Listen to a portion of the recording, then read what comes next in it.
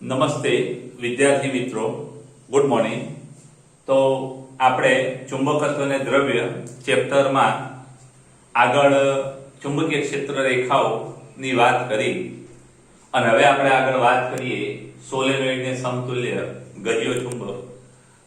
સોલેનોઇડને સમતુલ્ય ગજિયો ચુંબક એટલે એનો મતલબ એ થાય કે જે કામ આપણે ગજિયા ચુંબકથી કરી શકીએ એ જ કામ ચુંબકીય સોલેનોઇડથી પણ કરી શકીએ।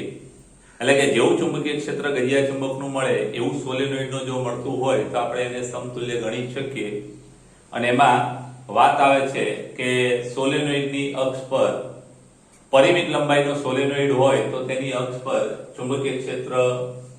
કેવું મળે।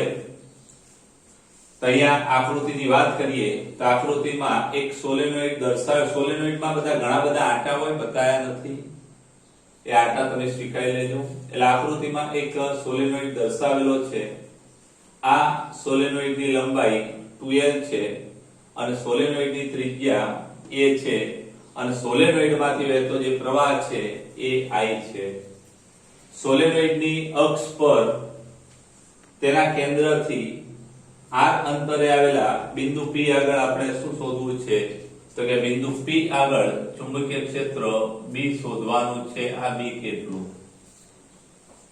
તા માટે શું કરીશું તો આખો સોલેનોઇડ છે એ નાના dx લંબાઈના ખંડોનો બનેલો કલ્પવાનો। આવા એક ખંડના કારણે P બિંદુ આગળ ચુંબકીય ક્ષેત્ર શોધવાનો અને આવા બધા ચુંબકીય ક્ષેત્રોનો અહીંથી અહીં સુધી સરવાળો કરવો પડે અને આ બધા ખંડો સતત પથરાયેલા હોવાથી આવા સરવાળાને સંકલન સ્વરૂપે દર્શાવવામાં આવે છે। તો આકૃતિમાં સોલેનોઇડના કેન્દ્રથી x અંતરે એક dx લંબાઈનો ખંડ દર્શાવેલો છે। ખાસ ધ્યાન રાખજો કે કેન્દ્રથી આ અંતર r છે અને અહીંથી આ x અંતરે આવેલો છે। તો આ જે અહીંથી અંતર થશે એ r - x થશે। એટલે આ જે અંતર જે છે r - x થશે અને આ dx ખંડમાં આંટા કેટલા તો સોલેનોઇડમાં એકમ લંબાઈ દીઠ આંટા n છે અને સોલેનોઇડમાં એકમ લંબાઈ દીઠ આંટા n હોવાથી આ જે x અંતરે dx ખંડ છે અને એમાં આંટા કેટલા તો કે એકમ લંબાઈમાં n આંટા હોય તો dx લંબાઈમાં n ગુણ્યા dx થાય। એટલે એ dx લંબાઈમાં જે આંટા છે એ કેટલા થશે n dx થાય અને માટે આ dx ખંડના લીધે બિંદુ P આગળ ચુંબકીય ક્ષેત્ર કેટલું કે dB આપણું સૂત્ર આવું છે μ0 NiA²। ખાસ ધ્યાન રાખજો આપણું સૂત્ર μ0 NiR²। μ0 NiR² પણ r એ સોલેનોઇડની ત્રિજ્યા, રિંગની ત્રિજ્યાની જગ્યાએ સોલેનોઇડને આપણે રિંગ તરીકે જ લેવાનો છે। એટલે અહીંયા a ની જગ્યાએ r ની જગ્યાએ a² થશે। એટલે a² છેદમાં 2 કૌંસમાં અહીંથી અંતર x² + r² તો x ની જગ્યાએ શું કે આ રિંગથી આ અંતર કેટલું x ની જગ્યાએ શું છે આ રિંગથી અંતર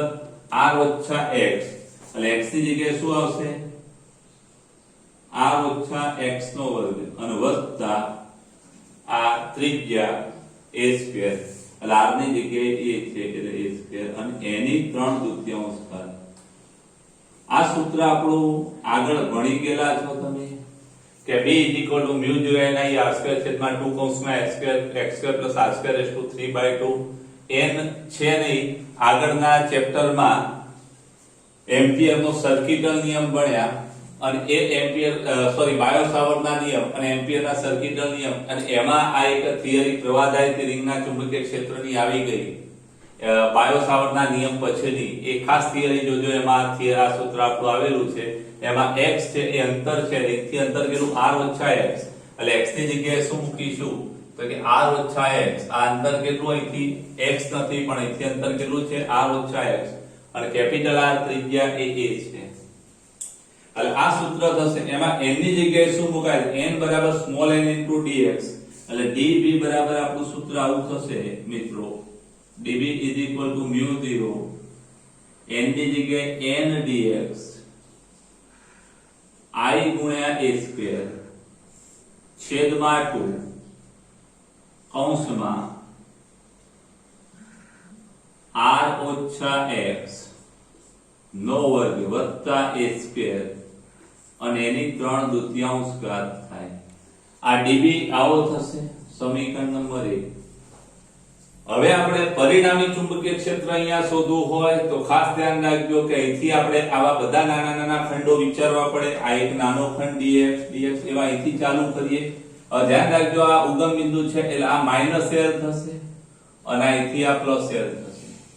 એટલે કે માઈનસ l થી પ્લસ l વચ્ચે આ બધા ખંડો માટે સરવાળો એટલે કે સંકલન કરવું પડે. એટલે કે p આગળ પરિણામી ચુંબકીય ક્ષેત્ર મેળવવા p પાસે અથવા p આગળ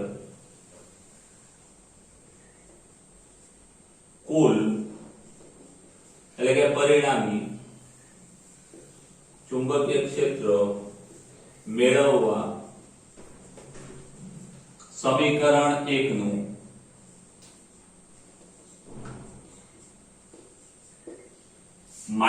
-l થી +l સુધી સંકલન કરવું પડે અને માટે ચુંબકીય ક્ષેત્ર B બરાબર શું થાય તો કે B =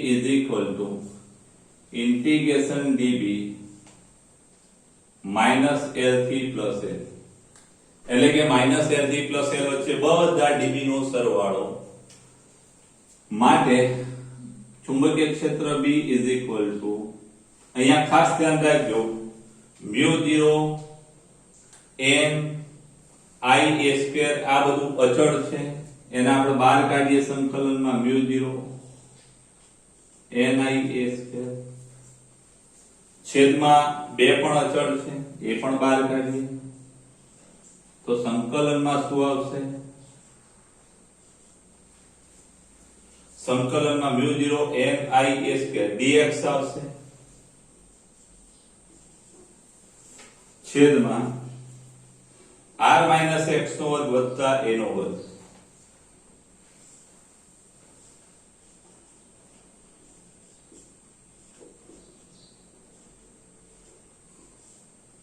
એની 3 अब ખાસ યાદ રાખજો કે આપણો સોલેનોઇડ છે પરિમિત લંબાઈનો છે. પરિમિત લંબાઈ એટલે ખૂબ નાનું સોલેનોઇડ લેવાનું છે. અક્ષ પર જે અંતર છે એ ખૂબ મોટું લેવાનું છે. એટલે આપણે એમ કહી શકીએ કે અહીંયા જે અંતર r છે અહીં આ સમીકરણનો ક્રમ આપી દઈએ આપણે સમીકરણ નંબર 2 તો અહીં x ખૂબ મોટો છે l કરતા x નું મૂલ્ય l ની સરખામણીમાં મોટું છે અને x ખૂબ મોટો છે એ કરતા માટે એટલે આ એક પરિસ્થિતિ આપણે સ્વીકારી લઈએ કે x નહીં પણ r એ l કરતા પણ ખૂબ મોટો છે અને a કરતા પણ ખૂબ મોટો છે અને માટે આપણે ખાસ ધ્યાન રાખજો કે સમીકરણ 2 માં જો l ખૂબ નાનો હોય l છે r કરતા ખૂબ નાનો હોય તો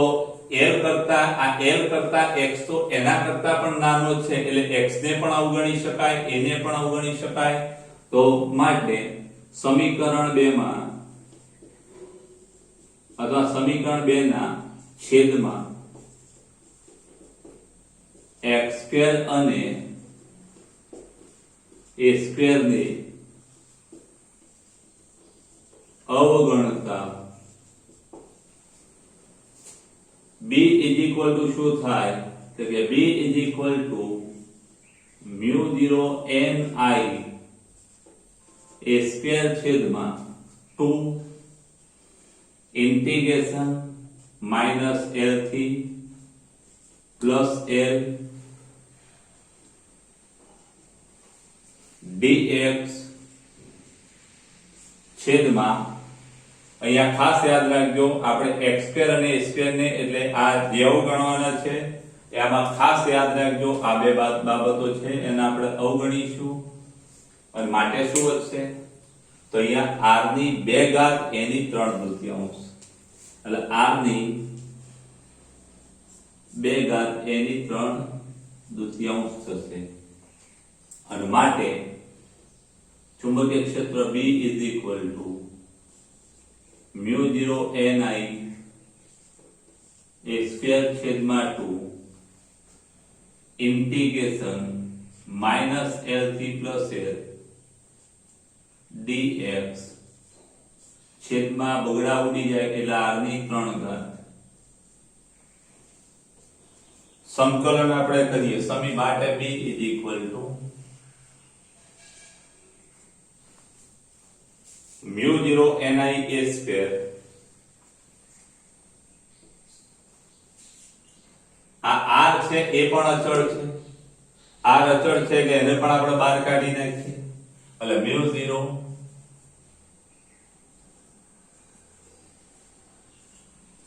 છેદમાં r સ્ક્વેર તો સંકલનમાં માત્ર dx આવશે -L થી +L અને અહીંયા બગડો રહી ગયો સોરી માટે B is equal to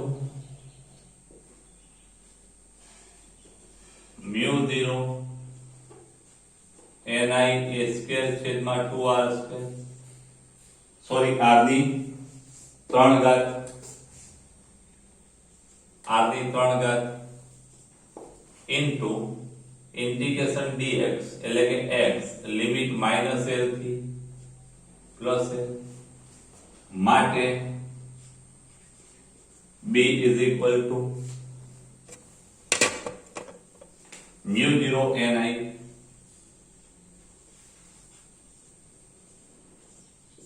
છેદમાં 2r ની 3 ઘાત ઇન્ટુ પહેલા અપર લિમિટ મૂકવાની +L minus lower limit -L સંકલન માટે નિયમો આપણે જાણીએ છીએ μ0 ni a સ્ક્વેર છેદમાં 2r ની 3 ઘાત ઇન્ટુ માઇનસ માઇનસ પ્લસ થશે એટલે આપણે એમ કહી શકીએ L વત્તા L2L એટલે હવે તમે ડાયરેક્ટ સમજી શકો આ 2L આને 2L કહી દઈએ તો ચાલે હવે આગળ આપણે વાત કરીએ તો માટે ચુંબકીય ક્ષેત્ર B is equal to μ0 એકમ લંબાઈમાં આટા n ગુણ્યા લંબાઈ એટલે કે n ગુણ્યા 2L into I a square છેદમાં 2r ની 3 ઘાત ખાસ ધ્યાન રાખજો અહીંયા પાય વડે ગુણીએ અને પાય વડે ભાગીએ આપણે પાય વડે ગુણીએ અને પાય વડે ભાગીએ ખાસ ધ્યાન રાખજો પાય a સ્ક્વેર આ ત્રિજ્યા સોલેનોઇડની r છે અને આપણે એવું ભણી ગયા કે પાય a સ્ક્વેર એટલે ક્ષેત્રફળ થાય એટલે આ સોલેનોઇડનો જે ભાગ છે આ એનું ક્ષેત્રફળ કેટલું તો કે પાય a સ્ક્વેર એટલે આના આપણે પાય a સ્ક્વેર ને કેપિટલ a કહી શકીએ માટે b નું સૂત્ર આપણું આવું થશે μ0 n ગુણ્યા 2 પાય સોરી n ગુણ્યા 2l ઇન્ટુ I અને પાય a સ્ક્વેર શું કહેવાય કેપિટલ A કહેવાય કારણ આપી દઈએ કારણ કે પાય a square is equal to સોલેનોઇડના આડછેદનું ક્ષેત્રફળ અને છેદમાં 2 પાય r ની 3 ઘાત ખાસ ધ્યાન રાખજો કે I a એટલે એક આંટાની ચુંબકીય ચાક માત્રા m કહેવાય અને એકમ લંબાઈમાં આંટા n છે અને કુલ લંબાઈ 2l છે એટલે સોલેનોઇડના કુલ આંટા શું થશે કે સોલેનોઇડના કુલ આંટા n ગુણ્યા 2l એ સોલેનોઇડના કુલ આંટા કહેવાય અને કુલ આંટા સાથે આપણે I a નો ગુણાકાર કરીએ તો કુલ ચુંબકીય I a એટલે એક આંટાની ચુંબકીય ચાક માત્રા અને n ગુણ્યા 2l એટલે કે કુલ આંટા એકમ લંબાઈમાં n આંટા તો લંબાઈ 2l છે તો 2l લંબાઈમાં n ગુણ્યા 2l આંટા થશે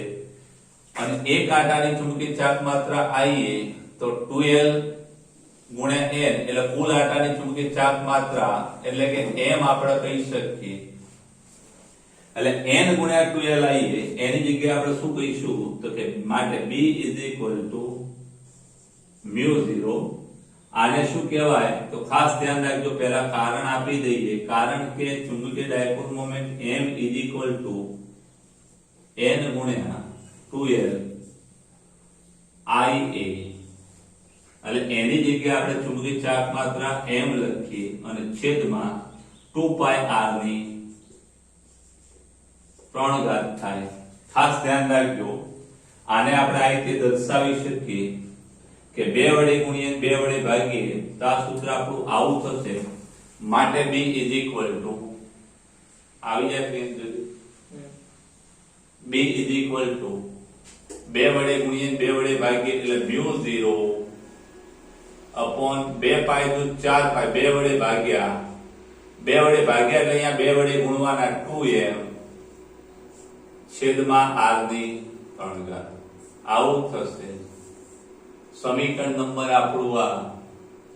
2 પછી 3. યાદ રાખજો મિત્રો, આ સમીકરણ આપણે મેળવવાનું. હવે આમાં એક વસ્તુ, આમાં સોલેનોઇડ સાથે સામ્યતા ક્યાં આવી એ જરા વાત કરીએ. ખાસ યાદ રાખજો કે આમાં બહુ ખાસ ખબર પડવી જોઈએ. કુલ આંટા કેટલા એકમ લંબાઈમાં n આંટા તો 2l લંબાઈમાં કુલ આંટા કેટલા n ગુણ્યા 2l. એક આંટાની ચુંબકીય ડાયપોલ મોમેન્ટ આઈએ તો કુલ ચુંબકીય ડાયપોલ મોમેન્ટ કેટલી થાય તો કે કુલ આંટા ગુણ્યા આઈએ એટલે કે m. એટલે એની જગ્યાએ આપણે m મૂક્યું છે. ખાસ યાદ રાખજો, તો આ જે ચુંબકીય ચાક આ જે ગૂંચળું અથવા તો સોલેનોઇડ છે એ સોલેનોઇડની ચુંબકીય ચાક માત્રા આટલી મળી. આ સોલેનોઇડ માટે આ સોલેનોઇડની જગ્યાએ આપણે m ચુંબકીય ડાયપોલ મોમેન્ટ ધરાવતો ગજિયો ચુંબક મૂકવામાં આવે તો m ચુંબકીય ડાયપોલ મોમેન્ટ ધરાવતા ગજિયા ચુંબકની અક્ષ પર પણ r અંતરે ચુંબકીય ક્ષેત્ર આટલી જ મળે. ખ્યાલ આવી ગયો? અને ગજિયા ચુંબકની વાત આવે તો ગજિયા ચુંબકમાં 2 ધ્રુવો હોય. ખાસ ધ્યાન રાખજો, ગજિયા ચુંબકના 2 ધ્રુવો હોય છે અને એ જે ધ્રુવો છે n અને s, એ n અને s 2 ધ્રુવો હોય છે. એ n અને s ધ્રુવોના ધ્રુવમાન, ધારો કે આ આપણો n ધ્રુવ છે અને આ આપણો s ધ્રુવ છે, તો ખાસ ધ્યાન રાખજો કે આની કુલ લંબાઈ કેટલી છે કે 2l અને આ એની અક્ષ છે અને એની અક્ષ પર આ જે અંતર આપણું r છે અને આ અંતરે બિંદુ p છે અને ત્યાં આપણે ચુંબકીય ક્ષેત્ર શોધવાનું છે. તે ચુંબકીય ક્ષેત્ર જો આની ચુંબકીય ચાક માત્રા m હોય તો આ નાના ચુંબક માટે ખૂબ મોટા અંતરે r અંતરે ચુંબકીય ક્ષેત્રનું સૂત્ર આ મળે μ0.4 પાઈ 2m/r ની 3 ઘાત. એટલા માટે એવું કહેવાય છે કે આ સોલેનોઇડને સમતુલ્ય, સોલેનોઇડ છે ગજિયા ચુંબકને સમતુલ્ય. પછી બીજી વાત ખાસ યાદ રાખજો આમાં કે જેમ આપણે વિદ્યુત ડાયપોલમાં એક q ને q વિદ્યુતભાર હોય છે, એવી જ રીતે આમાં પણ આ જે n વિદ્યુત આ n છે એને આપણે એનું જે ધ્રુવમાન છે એને આપણે qm કહીએ છીએ. ખાસ ધ્યાન રાખજો, આનું જે ધ્રુવમાન છે એ qm અને આનું qm. જેમ પેલામાં વિદ્યુતભાર કહીએ છીએ એમ અહીંયા ધ્રુવમાન કહેવામાં આવે છે. એટલે પેલા વિદ્યુતભારના સમતુલ્ય આપણે આને ગણવામાં આવે છે q પણ મેગ્નેટિક. આ q પણ મેગ્નેટિક એટલે કે આનું ધ્રુવમાન qm અને આનું qm લઈએ તો એના કારણે આ અંતરે ધ્યાન રાખજો qm થી r અંતરે ચુંબકીય ક્ષેત્ર b કેટલું મળે તો આપણે આવું ભણી ગયા કે q/r2 વિદ્યુત ક્ષેત્રમાં કે q/r2. તો અહીંયા q ની જગ્યાએ શું આવે μ0/4 પાઈ આવશે. એટલે કે q/r2 માં k ની જગ્યાએ μ0/4 પાઈ આવશે. વિદ્યુતભાર q ની જગ્યાએ શું આવશે ધ્રુવમાન qm અને છેદમાં r2. આવું વિદ્યુત ક્ષેત્ર મળે, ચુંબકીય ક્ષેત્ર મળે. અને ખાસ યાદ રાખજો જો આપણે આ જે ચુંબકીય ડાયપોલ છે એના ધ્રુવમાન qm અને qm લઈ અને r અંતરે ચુંબકીય ક્ષેત્રો qm અને qm ના મેળવી અને ગણતરી કરી પણ આપણે આ સૂત્ર મેળવી શકીએ છીએ, પણ આ સૂત્રોનો ઉપયોગ આપણે ખાસ કરતા નથી. એના પાછળનું કારણ એ છે કે પેલા વિદ્યુત ડાયપોલમાં q અને q બે સ્વતંત્ર હોય, આપણે અલગ પાડી શકીએ છીએ. આમાં આ ચુંબકીય ધ્રુવો છે એને આપણે અલગ પાડી શકતા નથી, અલગ કરી શકતા નથી. એટલે આ મેથડનો બહુ ઉપયોગ કરતા નથી. પણ ક્યાંક ટૂંકા પ્રશ્નોમાં એવું આવે કે ભાઈ એક ચુંબકનું ધ્રુવમાન આપેલું છે તો r અંતરે ચુંબકીય ક્ષેત્ર કેટલું, તો ખાસ યાદ રાખજો પેલામાં kq/r² કહો છો, અહીંયા ચુંબકીય ધ્રુવ માટે k ની જગ્યાએ 0.45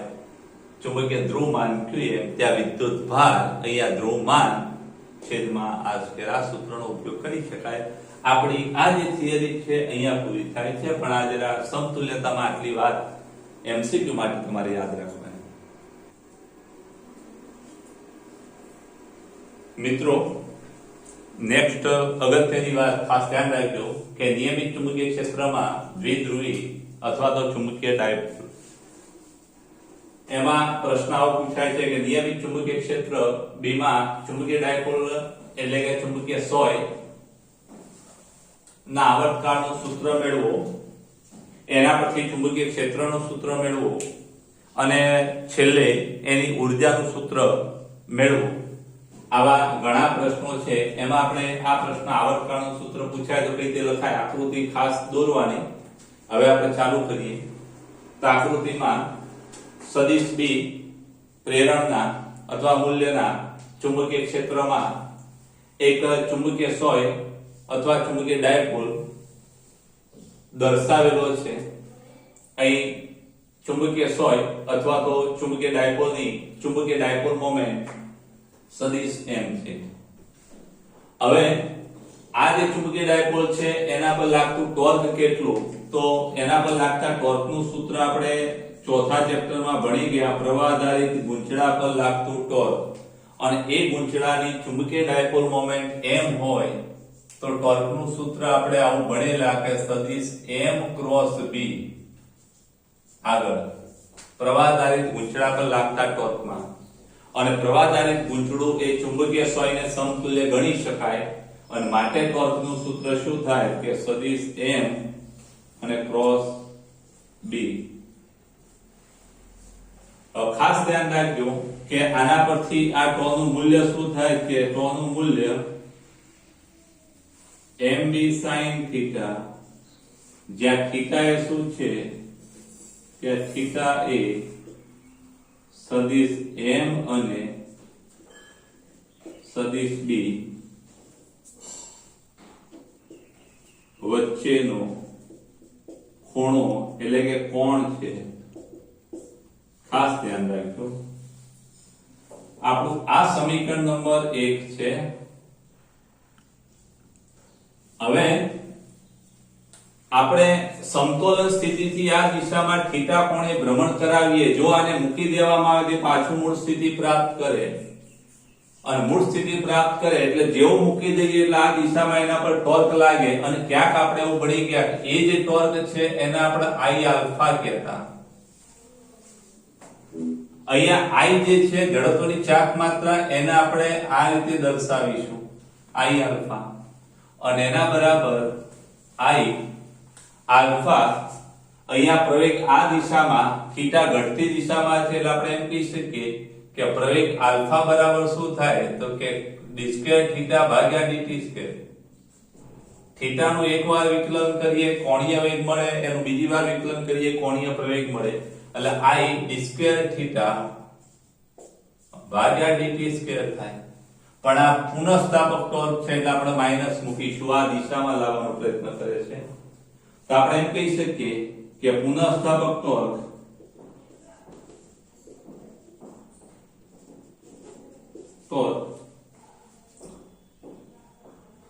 I અથવા તો એ પુનઃસ્થાપક ટોર્ક સમતોલન સ્થિતિમાં આપણે વાત કરીએ તો સમતોલન સ્થિતિમાં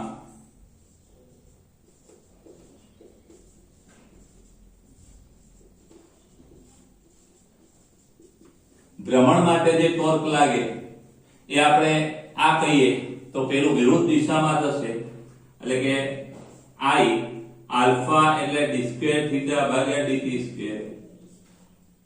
ઇઝ ઇક્વલ ટુ શું થાય તો કે mb sin થીટા સમતોલન સ્થિતિમાં આ બંનેનો સરવાળો શૂન્ય થાય પણ આને જમણી બાજુ લઈ જઈએ તો માઈનસ થશે આવું થશે આ સમીકરણ નંબર આપણું આ 2 હવે આમાં ખાસ ધ્યાન રાખજો કે થીટા ખૂબ નાનો હોવાથી ઋણ નિશાની થીટાનો ઘટાડો સૂચવે છે હવે થીટા ખૂબ નાનો હોવાથી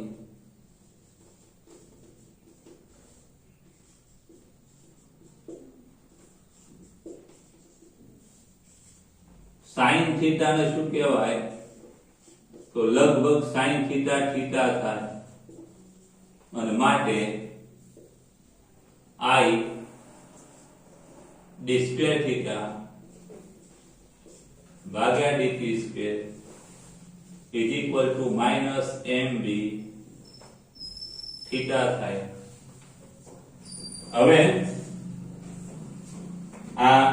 જડત્વની ચાપ માત્રા જમણી બાજુ આપણે લઈ લઈએ તો d સ્ક્વેર થીટા ભાગ્યા dt square is equal to minus mb છેદમાં જડત્વની ચાપ માત્રા ઇનટુ થીટા આ સમીકરણ નંબર આપણું આ 3 સમીકરણ 3 ને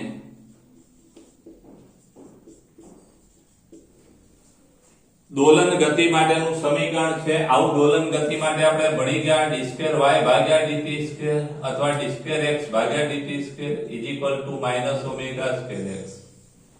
અહીંયા આ આપણો છે એ સ્થાનાંતરનો યામ છે જો સ્થાનાંતરનો યામ થીટા લેવામાં આવે તો d square theta by dt square is equal to minus omega square theta થાય એટલે એ સમીકરણ સાથે આને સરખાવીએ એટલે સમીકરણ 3 ને d સ્ક્વેર થીટા ભાગ્યા dt square is equal to minus omega square theta સાથે સરખાવતા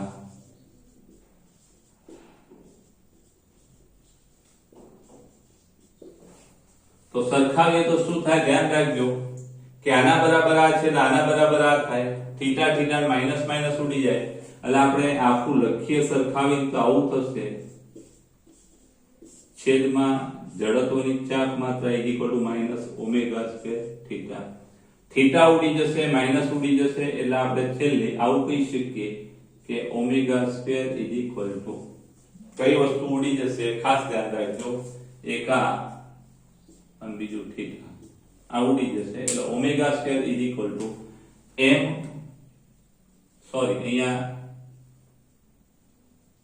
mb જ આવશે એટલે mb અને ભાગ્યા જડત્વની ચાપ માત્રા માટે ઓમેગા બરાબર શું થશે તો કે વર્ગમૂળમાં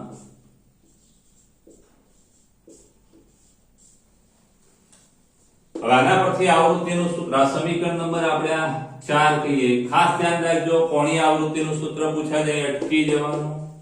અને એના પછી આવૃત્તિ પૂછાય તો ઓમેગા ની જગ્યાએ 2π ન્યુ લેવાના અહીંયા આવર્તકાળ છે આવર્તકાળ t એટલે કે 2π by t ઓમેગા બરાબર 2π ભાગ્યા t અને માટે ઓમેગા બરાબર શું થાય આ બાબત જરા તમે સમજીને સાઈડમાં લખી દેજો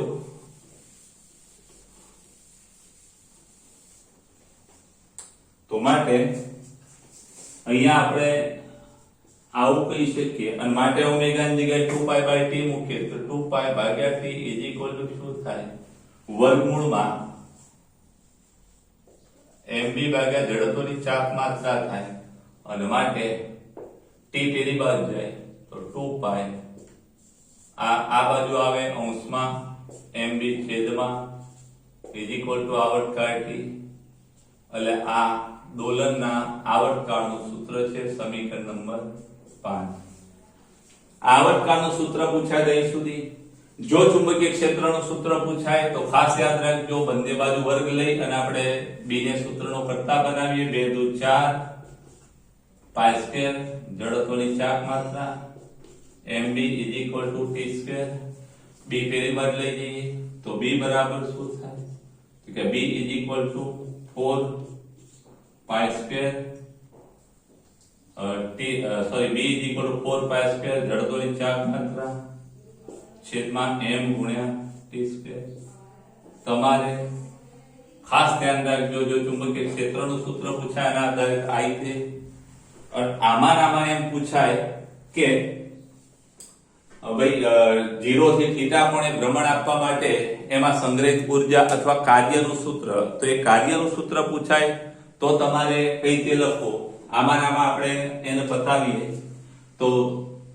કાર્ય W બરાબર 0 થી θ કોણે ભ્રમણ આપવા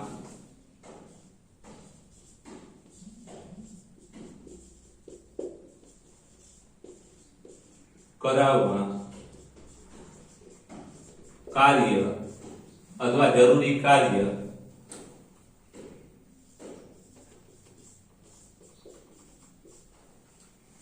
કેટલું થાય કે W is equal two integration toe D theta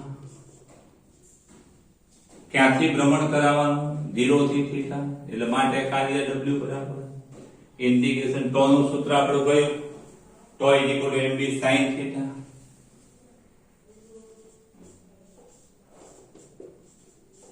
into d theta અને એના બરાબર શું થાય mb sin નું સંકલન શું થાય તો કે -cos theta એટલે આ જે કાર્ય છે એ આટલું થાય અને આ કાર્ય જેટલી ઊર્જા છે એ થીટા કોણે ભ્રમણ કરવા માટે સંગ્રહિત ઊર્જા થાય એટલે કે આ u of theta is equal to કાર્ય w થાય એટલે u of theta is equal to -mb cos theta અને બે સદિશો વચ્ચે થીટા આવે એટલે આપણે માઈનસ સદિશ m ડોટ b કહીએ ખાસ યાદ રાખજો આ આપણું સમીકરણ નંબર 7 ખાસ ધ્યાન રાખજો આપણો જે પ્રશ્ન છે અહીં પૂરો થઈ જાય છે આવર્તકાળમાં પણ આ વધારાનું ક્યાંક પૂછાય તો તમને આવડવું જોઈએ હવે એક વાત સમજી લેજો જો θ 0 હોય θ 0 હોય તો cos 0 1 થાય એટલે કે u of θ મહત્તમ થાય ખાસ ધ્યાન રાખજો અહીંયા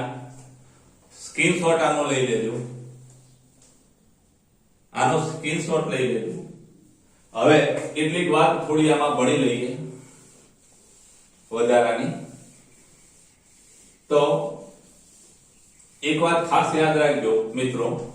કે અહીંયા u of θ નું જે સૂત્ર છે એ આવું છે આપણું -mb cos θ જો θ 0 તો cos 0 બરાબર 1 અને u of θ કેવા તો કે -m લઘુત્તમ અથવા ઋણ મહત્તમ આને શું કહેવાય લઘુત્તમ અથવા ઋણ મહત્તમ અને જ્યારે સ્થિતિ ઊર્જાનું મૂલ્ય લઘુત્તમ હોય એને આપણે શું કહીએ છીએ તો કે સ્થિર સમતોલન સ્થિતિ કહેવાય કેવી